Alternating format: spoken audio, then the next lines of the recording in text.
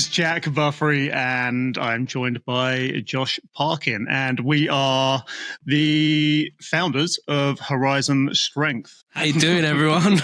Welcome to the first episode of our podcast.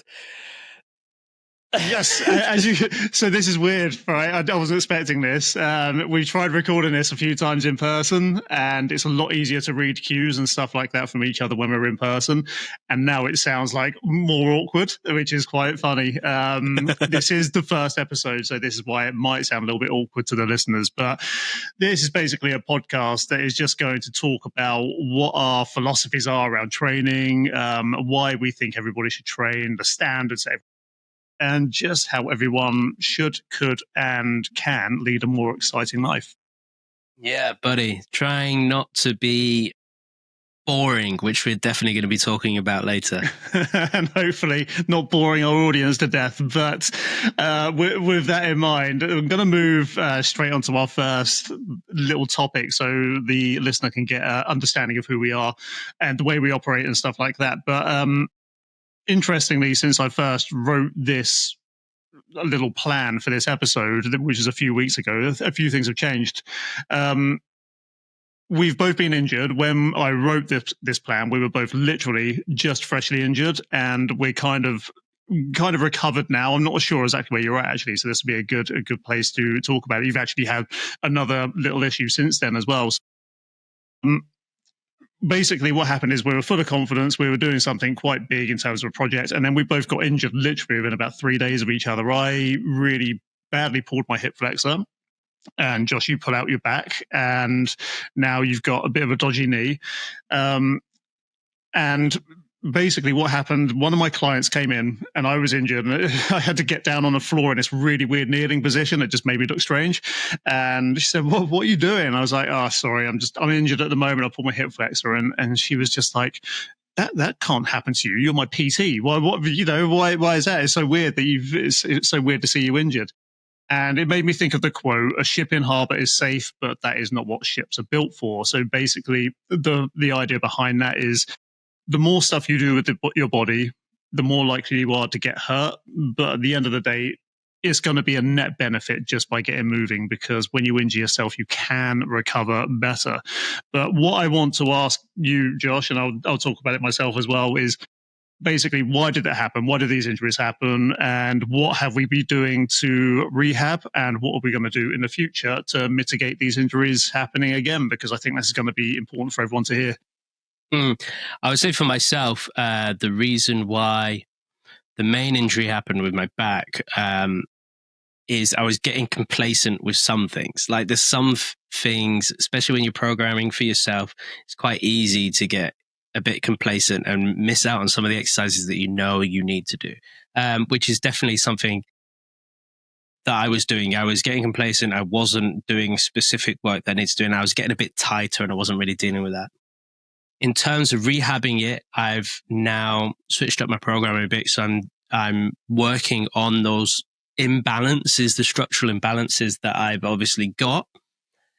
And I've managed to the back situation has rehabbed quite quickly. My knees, I think I had some issue with my knees after that. And I think that was because of the lack of movement due to the back. And actually, since starting to move again properly, my knees have started to almost sort themselves out.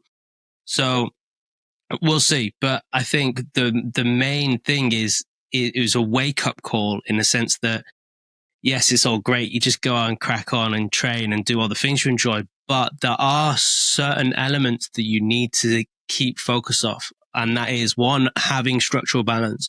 And two, warming up properly, for instance, like making sure you're doing a proper warm-up. And as I get older, and I mean, you're ancient, so it must be even more so for you, I realized that, it's important that to warm up and get warmed up properly and activate certain areas and do this, that, and that. So just being a bit smarter with my training is what's going on, and that seems to be helping. So yeah. So just so the listeners got context, what caused the injuries in the first place? What caused my injury? Yeah. So my lower back went while I was doing a T-bar row. which is really weird. I was doing a T-bar row and it wasn't particularly heavy, but it was just in the position I felt my lower back go. Why do I think it went? Potentially, I'm currently in the middle of a cut, so it was a bit, maybe I was fatigued. One, two, maybe I don't think I warmed up properly that day, so I just kind of went into it. I was just getting the workout done. I think I went up in weight a little bit too quickly as well. So that, and then I think overall I've just not really been draining my core enough. So it's that. So that's what kind of caused the injury, I think. And then the knee situation, I think, is just I have a bit of more of a long-term issue with my knees. But I think it was just from the lack of movement, because I couldn't really do any legs or anything with my back. It just like seized up. Yeah, and it's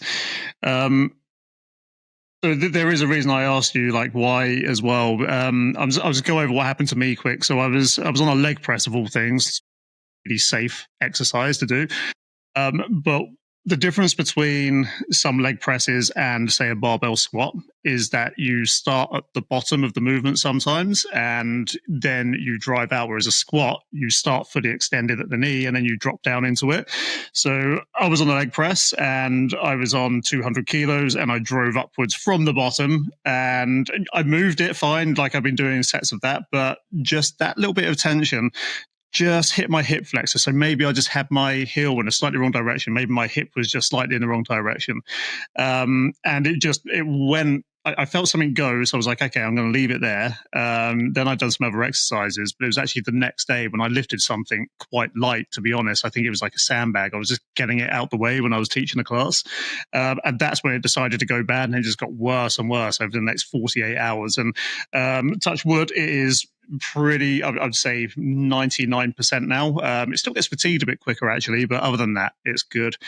The reason I wanted to go into this, like why it happened and what we've been doing to rehab, and just so for rehab, I was doing very, very light hip flexor raises. So for context, on one leg, I could easily do like a 25 kilo dumbbell hip flexor raise, which is where you sit down, put a dumbbell on your knee and lift your leg up. That wasn't a problem. On the other side, 10 kilos was nearly bringing me to tears for doing like 5 reps. That's how bad the hip flexor was. But okay, we are PTs, we're personal trainers. Maybe we should have started with that earlier on, but we've been doing it for over 10 years each. But also because we've been exercising for a while now, for so long, we understand how the body works a bit more. And this is one of the great things about working out, especially when it comes to injury. When you've got that self-awareness around your body and around injury, you kind of get an idea of how to fix it better, because the body isn't as much a mystery as it is for someone who doesn't train at all. And you understand why it hurts, what doesn't, and what you can do to get around it. And I think this is one of the really, really important things when it comes to injury, especially, like you said, when you get ancient like me.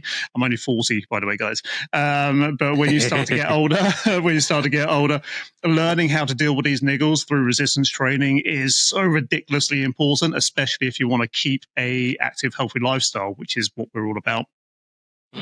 Yeah, and I think that having that body awareness has definitely helped this time around, because I can feel like what positions I can be in and can't be in, or even how to work around it if I need to still do some movements.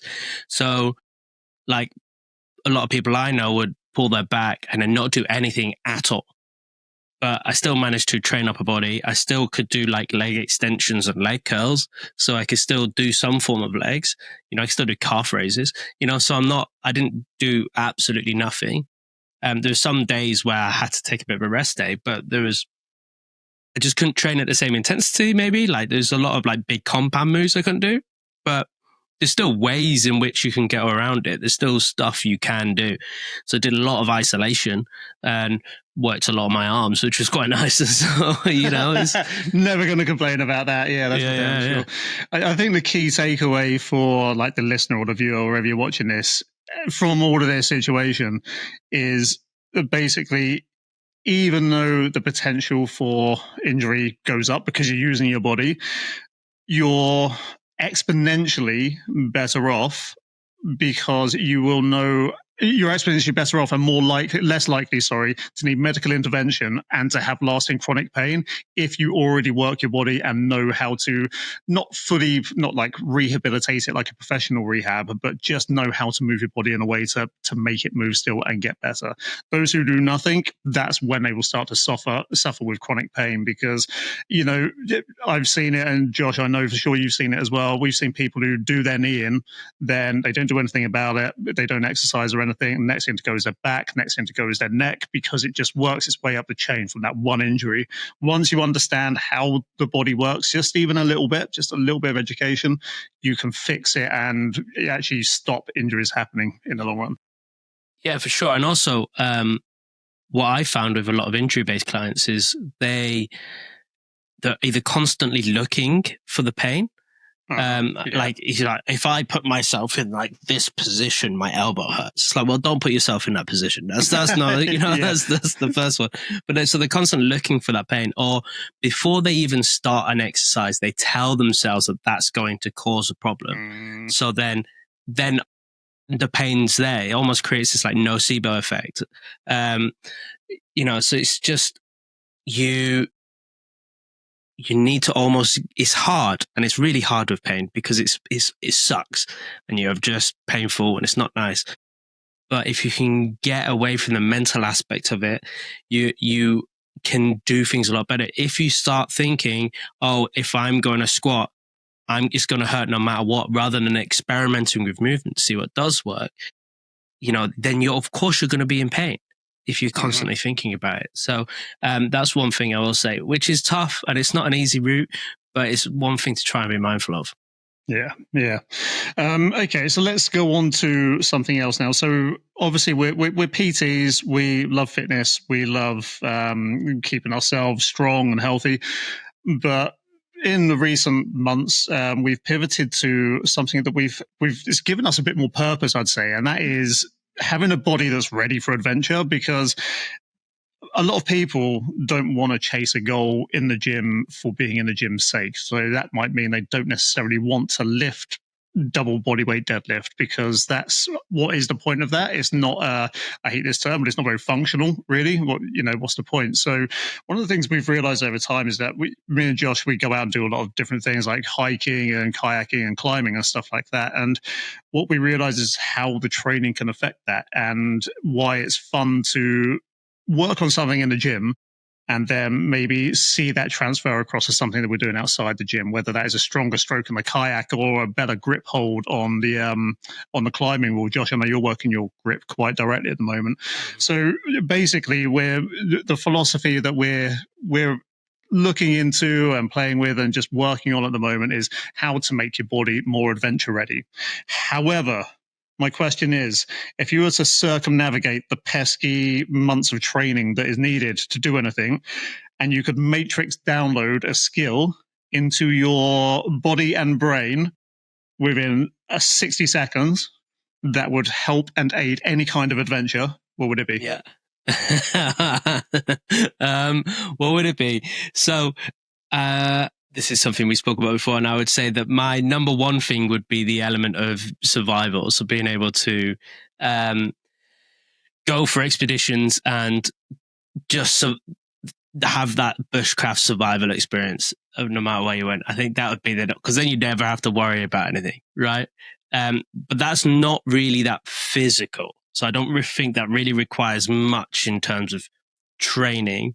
So I would say, in that case, if I could download anything, I'm stuck between two. I'm stuck between just the ability to cover extreme distances and then the ability to climb anything. Like that guy, have you seen that guy's like Tarzan movement or something, who just like he's insane, that guy. Yeah. Swings from tree to tree. So fearless as well, man. Fearless. Yeah. It is unbelievable. So either the ability to just be able to trek for like miles and miles and miles without any worry, just because the time and effort you've got to put in for training for that is a lot, you know? Yeah. Or the ability to climb, mainly because I'm not like the body type for a live climber. You know what I mean? So like, yeah. So yeah, one of those two probably. I don't know if I can decide between the two. Really, it's between one of those. What about you? Do you know what? You would think I'd have an answer prepared for this, but I kind of jigged that question on the spot then. I think it would be, I really like the idea of the survival stuff as well, and the climbing stuff, funny enough. But for some reason, like when you say covering distances as well, one of the things that popped into my mind would be like, I wonder how a parkour expert would fare in a like survival situation, because they can escape and evade very well, especially if it's in like a jungle, maybe not so well in the desert. But yeah, although there is that one thing that does remind me of that guy. We spoke about him ages and ages ago. The guy who doesn't build up lactic acid, so he can just carry on moving for forever, basically, indefinitely. That would be quite a cool thing to have, but that can't be trained for. So I think it would be similar to you in the fact that, because it's my least favorite kind of training, it would be endurance training. It would be that ability to just to go. Speaking of which, one of my clients I train in the classes in the morning, I said to her this morning, "Oh, when's your next run?" And she said, "Oh, I'm doing a 143 miler on Friday." Okay. She's running the canal paths from London to Bristol. I'm like, Jesus, that is mad. Nice. So mad. But yeah, something like that. But I would like to be able to do it through difficult terrain. When you hear people like Cameron Haynes talk about the endurance that's needed for doing the elk hunting, where you're like, you go out to the middle of buttfuck nowhere, kill a massive animal that weighs a metric ton, and then bring back its meat to your that is some serious endurance that you're talking about there. So that kind of endurance would be phenomenal to automatically download, because it is a bitch to try and develop.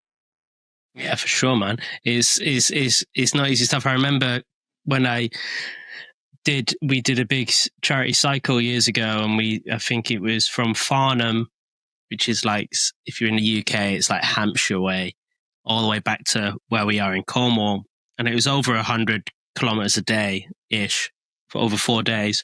To be fair, we could have done it in 3 days, but the training for that, it was just time. I spent so much time on the bike, and it's not like you might be able to train on it doing like 30 minutes workouts, but I was doing 100k days, which could take a whole day, cycling. So yeah, the time and effort you got to put in for that kind of stuff is hard. And then especially if you're doing like back-to-back days, you then need to train back-to-back days of like long distance, which is just, yeah, it's just like you've got to commit a lot of your time to that sort of stuff.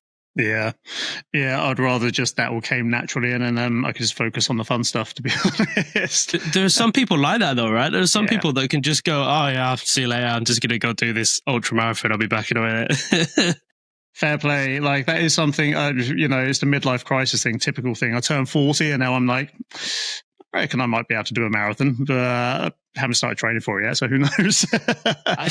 Do you know what I think we should do instead is figure out how to make a couple of like comfortable rucking backpacks and just do that for distance.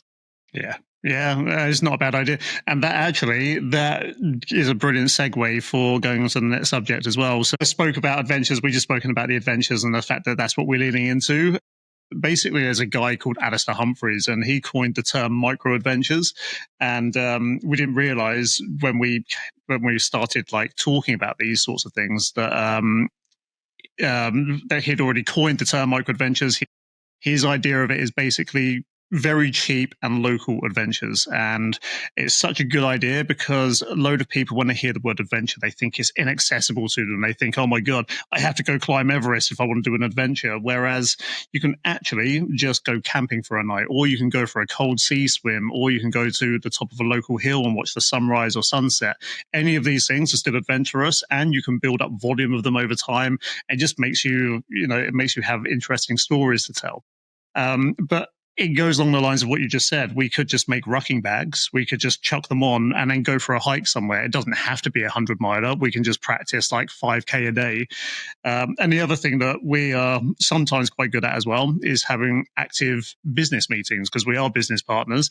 And we have so far had business meetings out at sea on kayaks. We've had business meetings in a climbing wall in between doing some bouldering. I'm pretty sure we've probably done one walking or at the cafe break in between walking anyway. So just looking at different ways that you can do these things and fit these things in, that's what we're aiming to empower people with, is this philosophy of being able to get out and do something outside of the average monotony of everyday life. Yeah, for sure. It's when you realize how easy it is as well, like what's stopping. Why do we have to have a meeting on Zoom? Or why do we have to have a meeting? We have a tiny little office. You know what I mean? It's like, why not just go and get in a seat and have our meeting there? As long as we're doing our work, it doesn't matter.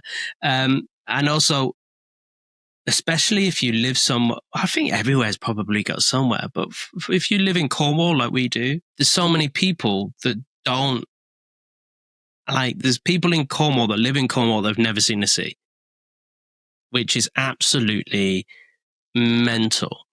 But you live down here, get out and enjoy it. And like, you don't need to be sat at home watching Netflix. You can go out and just go for a walk, or go sit on the beach, watch the sunset, all of that sort of stuff. There's so many different things you can do. There's woods you can go and walk around, go and make a fire somewhere, like in a safe way. But, go set fire to the woods.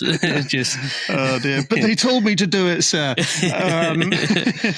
So I would be very surprised if, and somebody will probably fact check me on this, like the 0.05% that this doesn't apply to. I'd be surprised if anybody is more, in the UK especially, is more than half an hour away from something green. Do you know what I mean? From experience in nature, even if you live in the very middle of London, you should be able to jump on a train or a bus and be somewhere. I would say more likely 15 minutes, but I'm covering bases by saying half hour of getting to something green, natural, and fun. Yeah, a park or something, you know what I mean? There's tons of opportunity out there. And even if you don't have somewhere to walk within distance, maybe you just want to do something for a weekend, then go that little bit further. It's something we've discussed. Actually, I went on a holiday recently to Crete, and Crete is quite a big island, and we hired a car. It's the first time I've ever hired a car abroad and drove around. And on holiday, for some reason, I had no issue with driving like 2 hours to go see a site and then come back and drive another 2 hours. But on my day off at home, for some reason, driving half an hour is like, oh, that's too far away, When actually, like, why not? If I'm going to go see something I haven't seen before and get out of the house and do something interesting and have a nice experience, well, why not drive 2 hours? If I drive 2 hours from here, I'm in a different county. Okay, great. I'll see something I definitely wouldn't have seen before, Yeah. Everyone thinks because it's close, it's familiar, and they already know what's there. But this thought just randomly popped into my head. Like, if you really think you know your local area, then why don't you go out and then find a plant and see if it's got any medicinal purposes? If it hasn't, you've learned something. If it has, you've learned something really cool. So, like, just anything like that. There's stuff that can be done, and the idea is to get you stopping scrolling on your phone and stuff like that. We're going to get to that sort of thing in a minute, but you may be wondering why a couple of personal trainers are speaking about this with passion like we are, and it's because the body is the foundation of all this stuff in the first place. We believe that if you feel physically ready, then you're more likely to say yes to going out and doing these things, because you will have better energy, you'll be stronger. If like Josh was saying, if you live in Cornwall, there's plenty of stuff to do, including beaches. You won't feel worried about scrambling across rocks and stuff like that. So the adventure and the physicalness of it, they just go hand in hand so well. Yeah, for sure. I mean, I have a client, Annabelle, recently, who she's been started training maybe 18 months ago, 2 years ago, I'm not sure, and wasn't very confident. And now she's out most weeks out hiking somewhere new in Cornwall, like Southwest Gulf Bath. And she recently hiked a marathon and is trying way more stuff than she would have before, because through training, she's built that confidence. She realized that she can achieve more by, is it something as simple as doing your first push-up or doing your first weighted squat. And you're like, oh, I can actually do something I never thought I'd be able to do. And then when you realize you can pick up 20 kilos and you realize, oh, 20 kilos is pretty much a bag of cement. I could do most things. So it's amazing how what we would consider beginner level fitness actually opens the door for so much stuff outside of the gym, just hitting that beginner level. I think that goes hand in hand of what you said earlier on, like about people being injured and just assuming that they can't do something or can't do anything. Even uninjured people say that about themselves, like, oh, I could never do that. And one of my favorite things is proving to people that they can. And it's like, there you go, you just lifted that, or you just squatted that, or, you just moved that thing. And it's just so empowering to see that little mental breakthrough of them realizing, if I can do this, what else can I do? And it's, it's just opening it up, especially when you open it up outside of the gym. I love it when a client will come back to me and say, do you know what? This aspect of my life, let's say carrying the shopping, feels so much easier this week because I feel so much stronger. And it's that sort of thing that just really fuels me. I'm just like, yes, that's really good. My favorite thing is like tricking clients. I like, I won't tell them what the weight is, or I put the weight up secretly, after they've just said, "Oh, I'd never be able to pick up a weight like that," I'd be like, "Well, you just did it." That's it. Suck it. Sometimes ignorance is bliss. Sometimes not knowing what you're actually doing is a bit of a bonus. Just as a quick aside, a quick shout out, Josh, I think you might want to lead it because she's your client, but I just bought myself a coffee and that reminded me. So our first things first, we are in no way endorsed by anybody. We're not sponsored by do you know what? I'm such an idiot. I'm putting this in front of my webcam on my laptop when I'm actually using this camera here. So we have these two wonderful mugs from one of our clients, EOT Ceramics. Let me spin that around. So EOT Ceramics on Instagram. Emily makes these gorgeous pottery, and we both have been wanting this dimple cup for ages. It's now I have so many mugs at home, right? It's ridiculous. And this is now the only one I use. Yeah, same. I love it. Honestly, it is great. I use that and my takeaway flask. They are the only two ones I use all the time. They're so good. So me and Jack are going to be trying coffees in this podcast, and we're going to be using this mug. But if we just thought we'd give Emily a little shout out, go check out her cups on ELT Ceramics, is her Instagram or her website. Great. And as I said, we're not sponsored. We just like her stuff. We're not, but speaking of sponsorship, if anyone is affiliated with any type of coffee of any kind and they want to sponsor us, if it doesn't actually taste like shit, then we're happy to have a conversation. Yes. Yeah. So send coffee our way. Josh has made a rookie mistake here by not having a refill available. So that's I'm so sad about it. I'm so sad right now. Good. Okay, so this is we're going to move on to a different section, but again, the segue just seems to fit kind of naturally on this. And this is like what we want to cover in these types of sections is what is an uncomfortable truth, or what does no one talk about, and those types of subjects. And the question I want to put to the audience is, why are you boring? Because you literally have no need to be. And the irony might be right now is that you're bored listening to us. I really hope that's not the case. But yeah, the question to ask yourself is, why are you boring? What can you do to stop being boring? And why being bored doesn't mean you're being boring. So a few weeks ago, I done a social media post of a subject I'm really interested in. And that is the fact that no one gives themselves a space to be bored anymore. And that is a problem. That is a really big problem, because most of the time when we're bored, we start looking for solutions, whether it's to solve the boredom, whether it is we start thinking about things we don't usually think about, whether we start thinking internally and start becoming more self-aware about our own thought process. The problem is now is that we have these things, and by no means are myself and Josh perfect. We still scroll on Reels for probably too long.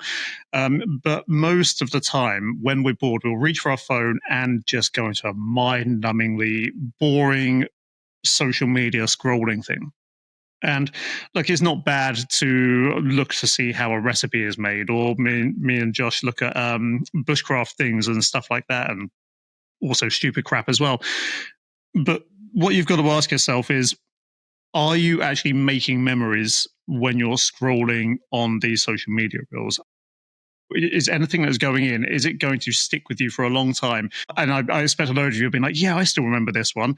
And yeah, you might remember that one out of the 10,000 that you've watched over the last year or so.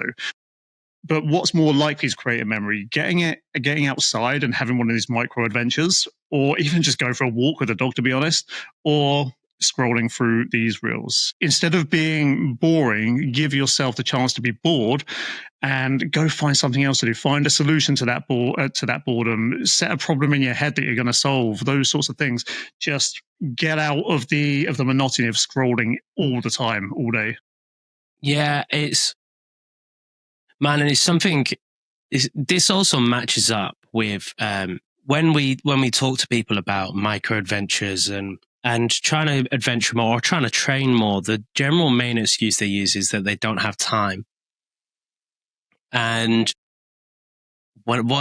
actually, I challenge everybody listening to this now is to look at your screen time. What's your daily screen time? And I wasn't asking you, Chuck. You're more than welcome to do it. Have a look. I can't actually remember how to do it, to be honest. I've got it now, so I pinned it to my main screen. So it tells me as soon as I open my phone, how much I've been on there, which is really depressing. No, I don't know how to do it. I used to, but I haven't done it on this. Is that digital wellbeing? Yeah, digital wellbeing. Yeah, it'll be in digital wellbeing. Oh dear, what's the time? It's 2:00 and I've been on there for 3 hours and 1 minute. However, an hour of that is Spotify, so I don't know if that counts as much. Well, yeah, I guess not, unless you're watching a screen. Yeah, no, I wasn't. Although they're saying social 1 hour 37 minutes, which isn't good. Audio 57 minutes, video 15 minutes, productivity and finance 13 minutes. Oh, great. But yeah, you can set goals on here. You can set timers for things like Facebook and socials and generals. Yeah, that's really good. God, I didn't actually realize how much you can do on these things. Yeah, sorry, and you can carry on. It's all right. Yeah, you can link it to your main screen, your home screen as well, so you can see it every day. But if you looked at your general, so you've wasted about an hour and a half on socials. So that's an hour and a half. That's 2 workouts, right? Mm-hmm. That's 2 workouts. That's easily a trip to go and get in a sea and come back from where we live. That's the amount of stuff. When you look at that, and if people that think their life's boring but don't think they have the time to do anything interesting, well, look at your screen time. How much screen time are you using? My camera is freaking out because of where my mic is. Sorry. There we go. Look at your screen time. How much screen time do you have? Can you cut that down to then give yourself the time to just get out and do something interesting and enjoy yourself and have a bit more of a fulfilling life, and also work out a little bit more? Yeah.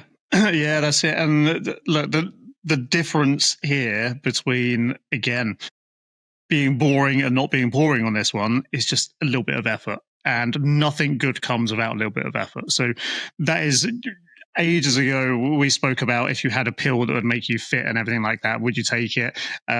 Since we had that conversation a couple of years ago on our last podcast that no one will ever hear again, thank God, there are actually drugs now that sort all of that stuff out for people, and we're learning the truth. And look, I'm not against any of those things, but one of the things that drug doesn't come with is the discipline and the experience that comes along with doing these things.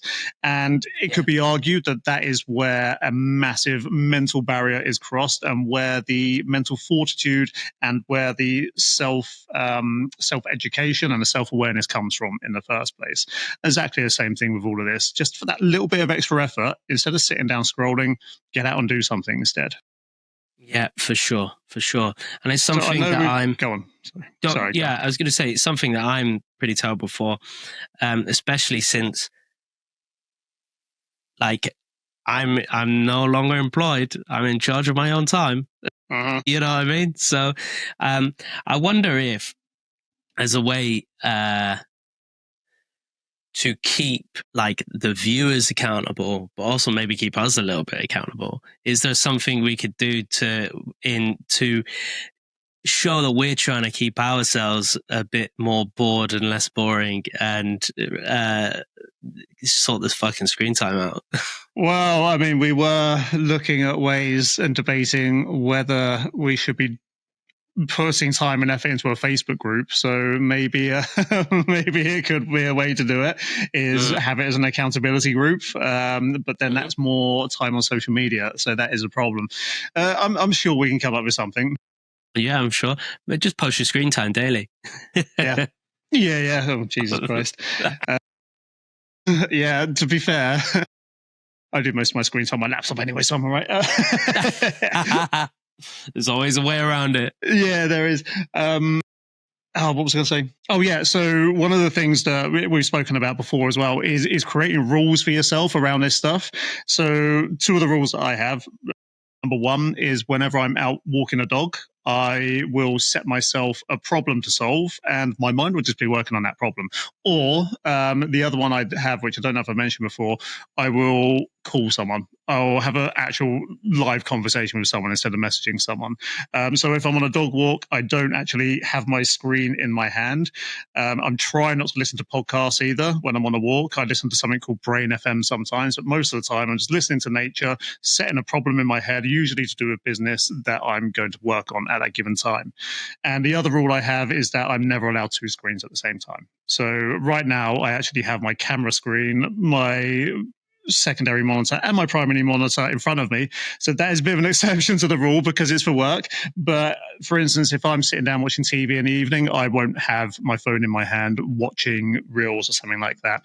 If someone sends me something, so if you send me a message with a video, I will actually pause the TV before I watch it. And that is the rule I have set myself for.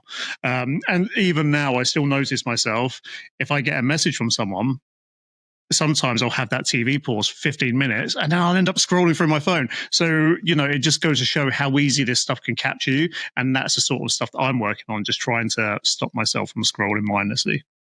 Yeah, so I've tried to adopt the same with the dog walking, not to have. I've tried to actually just leave my phone at home, because I was doing the same. I was just listening to music or podcasts and realizing actually I'm walking in some really nice places. I have a gorgeous woods in the town that I live in, and I'm not really paying attention to it. I'm just listening to the thing. I would find the only exception I would have to that rule is if you're trying to learn something. So for instance, maybe you listen to an audiobook that you're trying to take in and learn something, and it's the only podcast. Like this podcast, yeah. And it's the only maybe it's the only time you have, then that's different. Shout. But it's different to like scrolling on Instagram whilst walking a dog. So that's not something I'm going to do. And then what I've also tried to do, my second rule is not to do it whilst eating. I was a sucker for like, first thing I do in the morning is I get up, I go to the toilet, I make a coffee and have my breakfast. But whilst I'm eating my breakfast, it's always the same video. There's this UFC, there's this MMA daily update video that I always watch with my breakfast. But then I'm starting my day every day on social media watching a video with my breakfast, which is only setting a precedent for the rest of the day. So I trying not to do it whilst I'm eating food. There is another one actually that I realize I used to have and I don't have anymore. Speaking of starting your day, at the beginning of every day, I use the bathroom. And I used to not take my phone into the bathroom with me when I'm doing a number two, but that has stopped. So I need to stop doing that again because that is, that why? There is no point. You end up sitting there for longer than you need to and just scrolling, and it is literally no point. There's shit coming in and shit coming out, so you really don't want to be doing that. Nice. But yeah, just a quick one on podcasts as well. So I used to, one of my ways of procrastinating was listening to podcasts, because I used to justify it in my mind as that I'm broadening my mind and stuff like that. And then over time, I found myself going from just fitness and business to basically some hosts of a podcast I used to listen to. They started talking about politics. And then the listen to politics on that got me listening to other things as well that had to do with the politics and stepping away from the fitness. And I just justified it all in the same kind of balloon in my head, like it's all under the same banner of health and fitness. And it really wasn't. So I asked myself one day, okay, what am I getting out of this walk? Am I giving myself time to form any of my own thoughts, or am I just listening to other people's? And I learned I was listening to other people's a lot more than forming my own. So that's the reason why I stepped back podcasts. I will listen to podcasts still every now and then if it's a topic I'm really interested in. But I will, if it's something that hasn't got anything directly to do with something I'm working on, something educational, like you said, Josh, I will have that. For me, counts like TV time. I will set it for a certain time of the day when I don't have anything else to be working on, because it just distracts the shit out of me. Yeah, and I find that it's like it's the same thing. It's like self-help books, right? There'll be people with an entire library of self-help books, me being one of them. And me, yeah. And I've not actually implemented any of the stuff that you've read. You can read as many books as you like, but you probably only need to follow the rules of one of them, right? Mm-hmm. It's the same with the podcast. People will listen to self-help after self-help podcasts and not actually have done anything that any of the advice that was given in any of the podcasts. And even worse is that because these podcasts are updated weekly most of the time, to keep fresh information, some of the information probably then contradicts each other, which just leads to confusion. You're like, oh shit, well, which one should I be doing? Which modality should I be using? Like you said, find a system in one single book or one single episode of a podcast that works for you, and then just implement that straight away. It's almost like the salad thing in McDonald's. So when McDonald's introduced salads, people, just knowing there was a healthy option on the menu, thought that they were making a healthy option, even if they ordered a Big Mac. So It was that psychological play. People do the same thing with self-improvement. Just the fact that they're listening to this thing or owning this book automatically gives them 50% of the gratification of achieving what it's trying to achieve, which is mad. So a little bit of psychology there for it as well. Yeah. If I get a gym membership, then I don't have to turn up. I'm a gym goer. Yeah, exactly that. Especially for the gyms that have a cafe, and then you end up not leaving that cafe and just eating paninis and coffees all day. So yeah, I've definitely seen that happen before. Okay, so moving on to some practical stuff now. I wanted to have a little look at what are the 5 best adventure-ready exercises that someone could do that would mean that they could pretty much throw themselves into any type of adventure situation and probably fare pretty damn well with it as well. So we're going to go over a list of 5 of these exercises, and number 1 is a farmer's carry or a farmer's walk.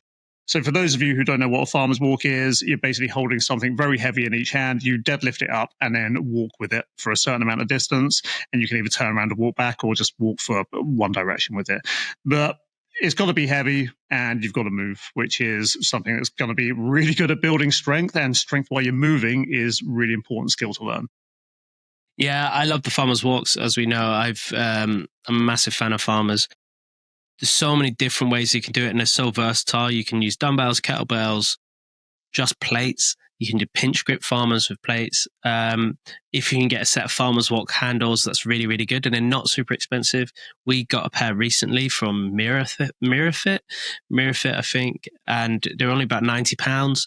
So it's not too expensive, and you could do lots of different stuff. You could do more sprint-based stuff, single-side carry farmers. You can do longer distance, like we said. I think it was either a Josh Bryant program or a Joe DeFranco program or both. I can't remember, where there was a mile farmers carry workout in there. So he just had to carry 2 kettlebells for a mile, which is absolutely savage. And we only did it with, it was at the lake we used to work at, and we only did it with a set of 12s and walked the mile without putting them down. And it wasn't my grip that was the problem. It was my traps. My traps just blew up.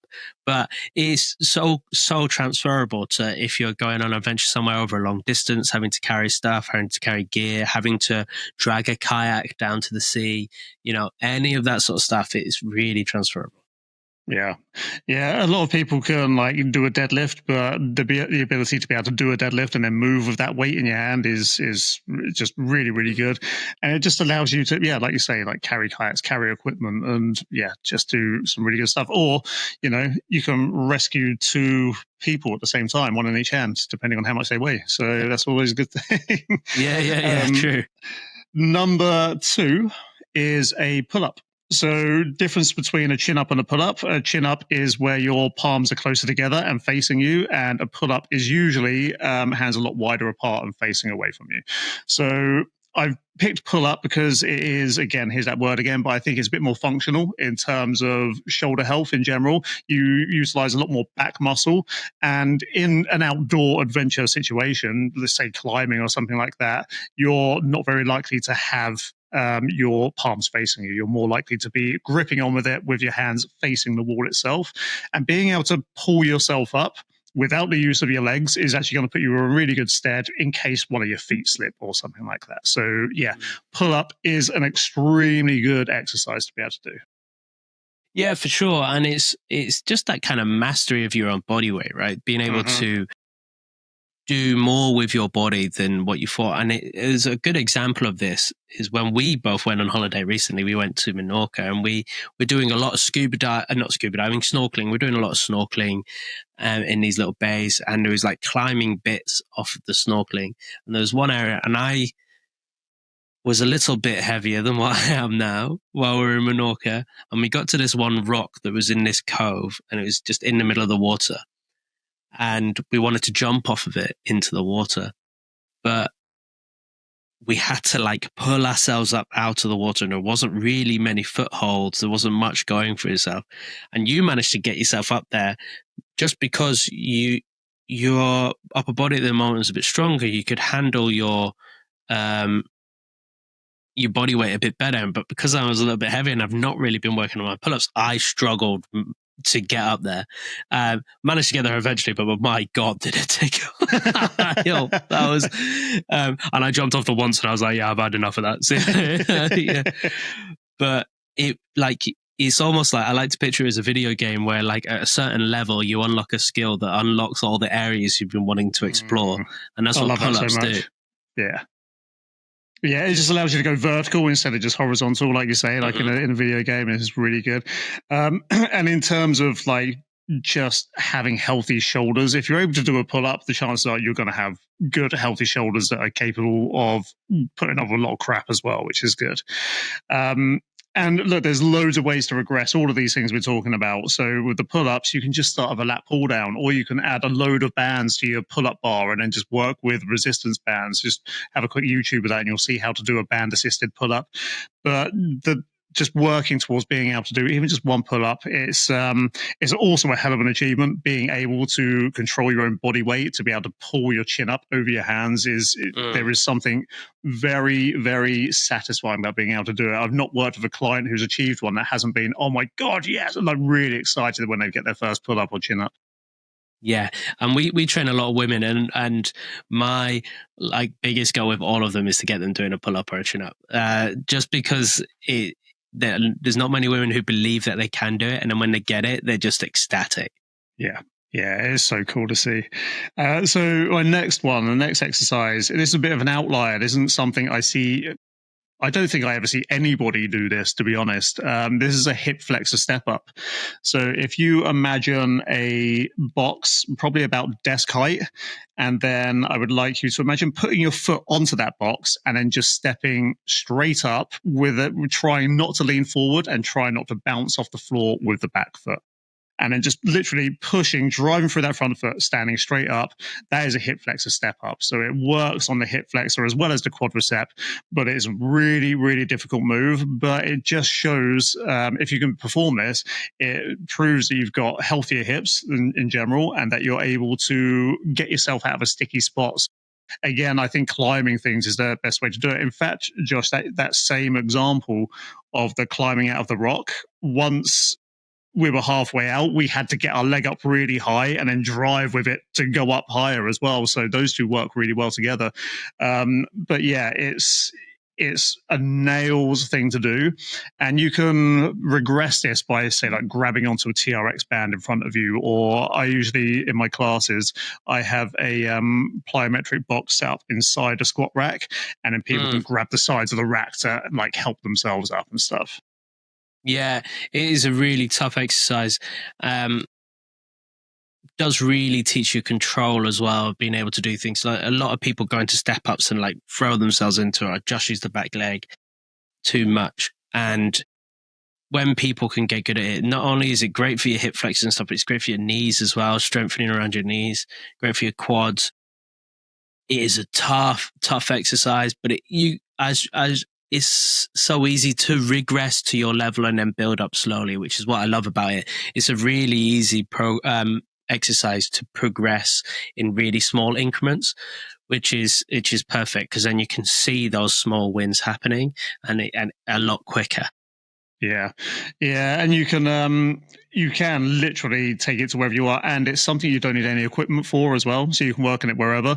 If you've just got like some steps or a little step up close to you, or a wall outside your house, you can step up onto anything to practice this move. And if you cannot do it at all going up, then basically stand on something and see how slow you can lower yourself down. The key is that your knee needs to be as high above your hip as possible. And that is going to be what really starts working the hip flexor as well as the quads. And yeah, it works hip, knee, ankle very well as well, and also the core stability needed to be able to keep the torso upright. Yeah, it works a lot of stuff, so it's really good. Next on the list, number 4, is a dip. And the type of dip I'm referring to is a dip on dip bars or parallettes or something like that, where you're supporting your whole body weight and you can go really, really low. So basically your elbows are your head height, and then you drive all the way back up without using any assistance. And you can make this harder by adding weight, or you can make it way easier by either doing it off a bench or using bands or something like that. But similar to a pull-up, again, climbing out of water or something like this is a great way to visualize this. If you're, say, climbing out of a swimming pool or climbing out the sea onto rocks, you're going to have to use those same muscles to push yourself up and out of the water. So that is a good way to think about it, and just climbing in general, actually. Yeah, for sure. It's really underrated movement, and it shows how poor your shoulder mobility is. If you've got really bad shoulder mobility, it will really show that up. And if your elbows are not that great, it'll show that up as well. So getting good at dips is going to help get good elbows, good shoulders, open up your chest a little bit more, as well as working your chest and triceps. It's definitely an exercise I reckon everybody should get good at. And like you said, in those adventure scenarios, the amount of people I've seen who just like can't even get themselves out of a swimming pool. You know what I mean? So it's being able to push yourself up on stuff and hit that next level again, and see a different vista, or find that cool rock that you were looking at. Yeah. Yeah. If anyone wants to see a really entertaining example of like pulling yourself out of water onto something using a dip kind of movement, then go onto the Horizon social media. And I don't know when it was, but look back to a kayaking video that me and Josh for God's sake. And Josh was getting onto a kayak, which was one of the most entertaining at sea meetings we've ever had. But yeah, I was wondering where you were going with that. I kept falling off the fucker. I can't. You got on it several times, unfortunately. You just didn't stay on there for very long, and you fell back in, which is quite funny. But no, seriously, it's a great movement to learn, and it's using opposite and similar muscles to the pull-up, and it's just going to make you all around good for getting yourself out of trouble if you get into trouble climbing something as well, which is great. Now, the last one that I have got an honorable mention after though, but the last one of the 5 is a explosive lateral lunge. And the reason I included this is that most of the time we hold ourselves in these little boxes. So right now, if you're sitting down or driving or even walking, then imagine a rectangle around your body from like your head down to your toes. So face on. Most people don't move outside of that rectangle. And it's really important that we do this for the hips and the shoulders. Now, our shoulders have actually got a little bit of this already from the pull-ups because we're flaring our elbows out quite wide, which is good. We want to be able to do that. But the hips, I don't really see people lunge sideways enough. And the ability to step sideways, go into a deep lunge, and then explode back up off of that lead foot into a standing position, I think it's such a good exercise to be able to do. And again, we've been going on a lot about joint health and stuff like that. And mobility is such an important thing. And the way we look at mobility, it's strength for a range of motion. It's not like flexibility where might be able to fling your leg out sideways and go into a deep stretch, but the power and the strength to drive back out from that as well, incredibly important to having joints that are able to pull up a load of crap, basically.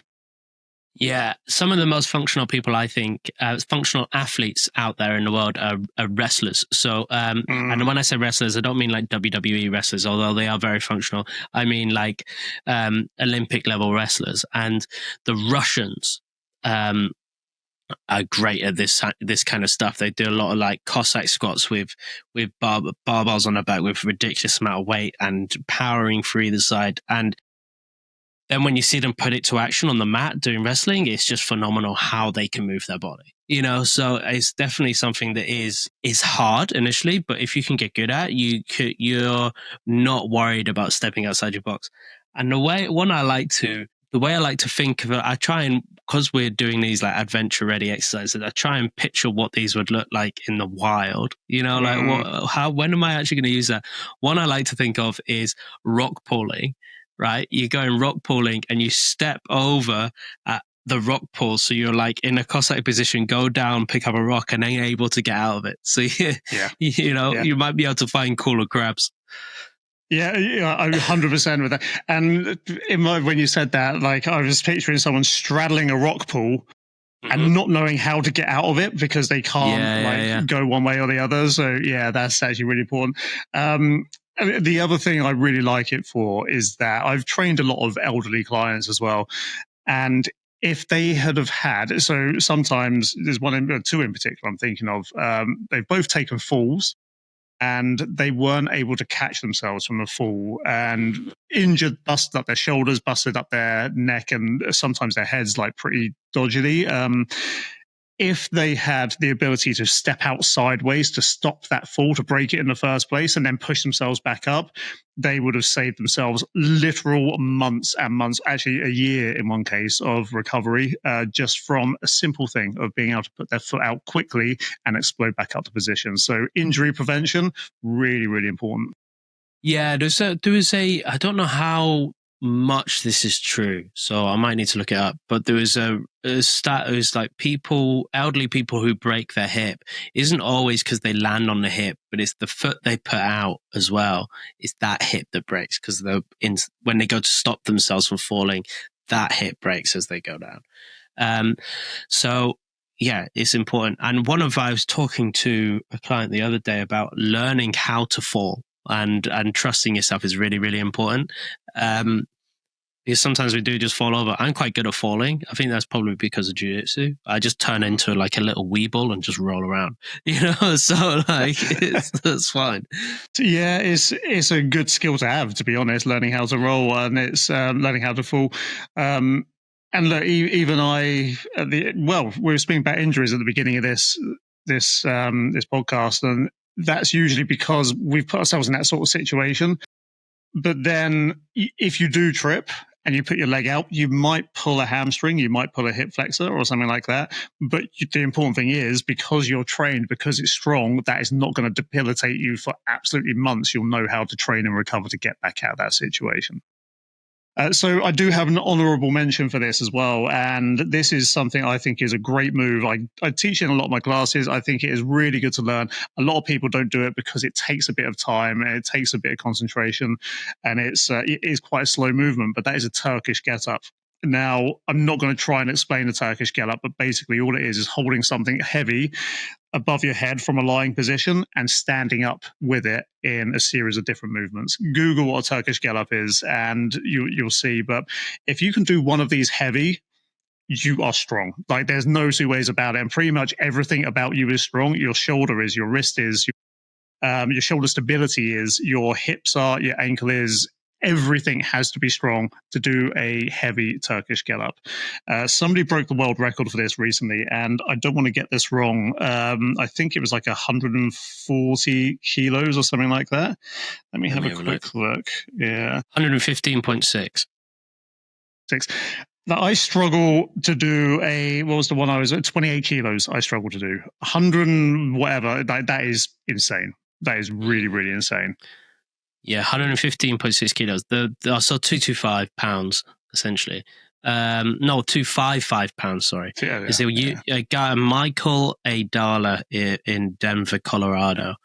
He's done it with a barbell, I think, and it was, just absolutely mental. It's so hard. It's been a while, but the most I've done is 40 kilo barbell. Nice.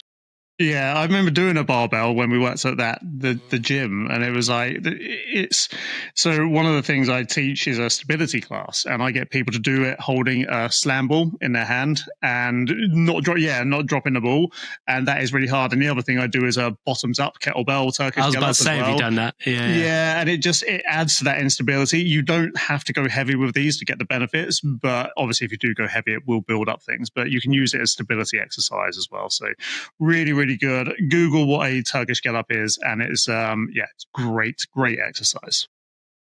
What I would say is, I had an idea for this anyway, but after this video comes out, what I want to do is record a YouTube video of all of these exercises and what they look like in the gym, but then also how they transfer to being out in the wild.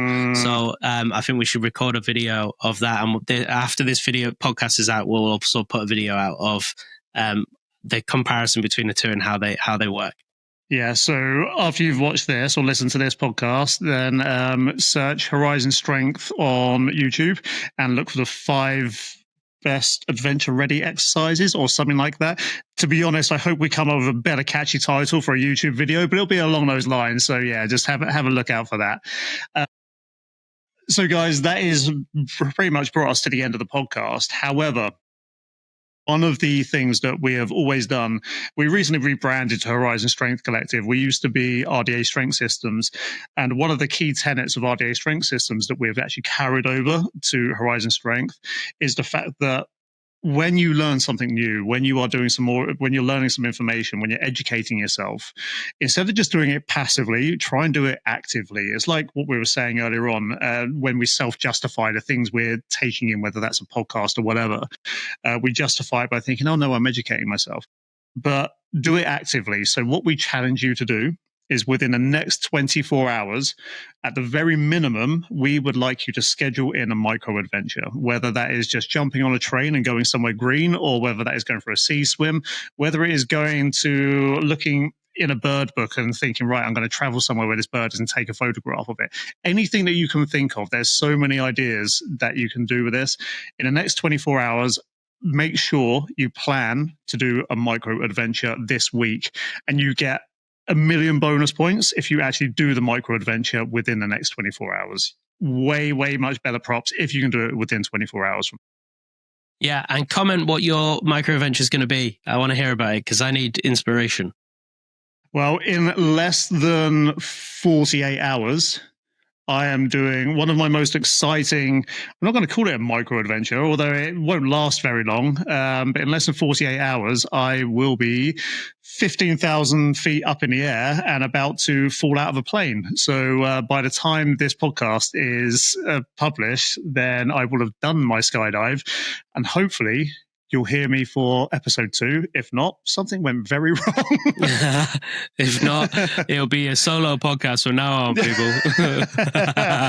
This is when Josh gives me a load of paperwork to sign before we, before I do my jump. But it's good. Anything else to add at all, Josh? No, I'm trying to think what my micro adventure is going to be. I need to do something. I've got time tomorrow, so maybe I should just go and get in a sea.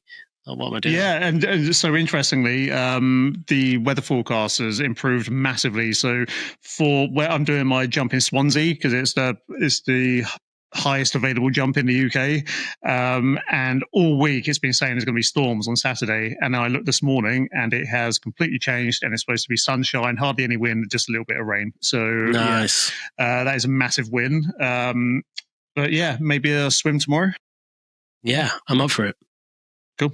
Let's do that then. But that's your challenge, guys. If you can, then definitely do something within the next 24 hours. If you can't, then within the next 24 hours, have a plan for the weekend or for as soon as you can do something. Happy days. Happy days. You search for Horizon Strength on YouTube if you're not already watching this here. And you can find me on Instagram and a bunch of other socials just by going Jack at Horizon Strength. And Josh? Yeah, find me at Horizon Coach Josh. I'm on all the socials, but hit the YouTube, like this podcast, subscribe, comment what you want us to talk about, any micro adventures, any training stuff, get on it, and we will be doing it. We'll be doing it.